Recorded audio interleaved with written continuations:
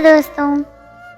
शहर में एक चर्चित दुकान पर लस्सी का ऑर्डर देकर हम सब यार दोस्त आराम से बैठकर एक दूसरे की खिंचाई और हंसी मजाक में लगे ही थे कि तभी लगभग 70-75 साल की एक बुजुर्ग स्त्री पैसे मांगते हुए मेरे सामने हाथ फैलाकर खड़ी हो गई।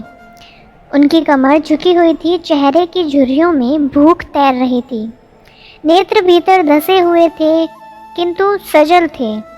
उनको देखकर मन में ना जाने क्या आया कि मैंने जेब में सिक्के निकालने के लिए डाला हुआ हाथ वापस खींचते हुए उनसे पूछ लिया, दादी लस्सी पियोगी?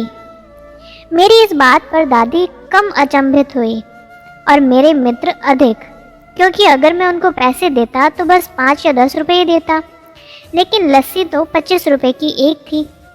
इसलिए लस्सी पिलाने से मेरे गरीब हो जाने की और उस बूढ़ी दादी के द्वारा मुझे ठग कर अमीर हो जाने की संभावना बहुत अधिक बढ़ गई थी। दादी ने सकुचाते हुए हामी भरी और अपने पास जो मांग कर जमा किए हुए 6-7 रुपये थे वो अपने कांपते हाथों से मेरी ओर बढ़ाए। मुझे कुछ समझ नहीं आया तो मैंने उनसे पूछा, ये किस लिए? इनको मिलाकर मेरी लस्सी के पैसे चुका देना बाबूजी। भावुक तो मैं उनको देखकर ही हो गया था, रही बची कसर उनकी इस बात ने पूरी कर दी। एकाएक मेरी आंखें छलछला आई और भराए हुए गले से मैंने दुकान वाले से एक लस्सी और बढ़ाने को कहा। उन्होंने अपने पैसे वापस मुट्ठी में बंद कर लिए और पास ही जमीन पर बैठ गई।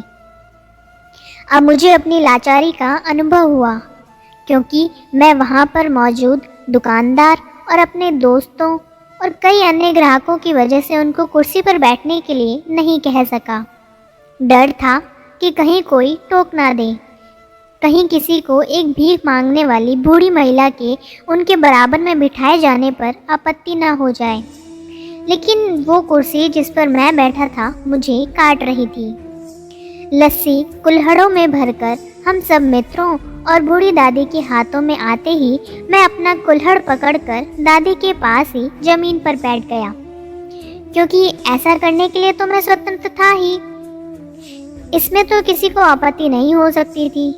हाँ, मेरे दोस्तों ने मुझे एक पल को घूरा, लेकिन वो कुछ कहते उससे पहले ही दुकान के मालिक ने आगे बढ़कर दादी को उठाकर कुर्सी पर बैठा दिया और मेरी ओर मुस्कुराते हुए हाथ जोड़कर कहा, ऊपर बैठ जाइए साहब।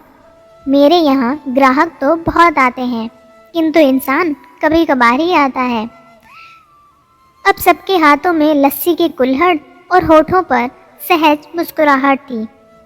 बस एक वो दादी ही थी जिनकी आंखों में तृप्ति के आंसू, होठों पर मलाई के कुछ अंश और दिल में सैकड़ों दुआएं थी।